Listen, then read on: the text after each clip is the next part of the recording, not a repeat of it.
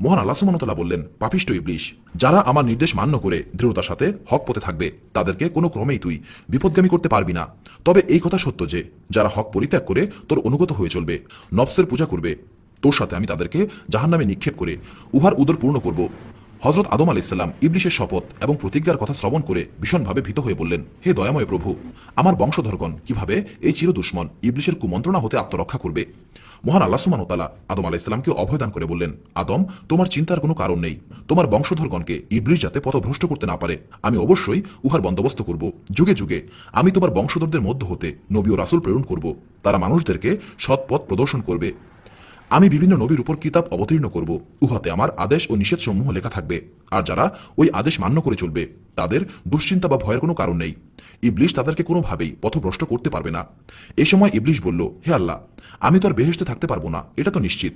তবে তুমি দুনিয়াতে আমার জন্য আরো সুযোগ সুবিধা বৃদ্ধি করে দাও।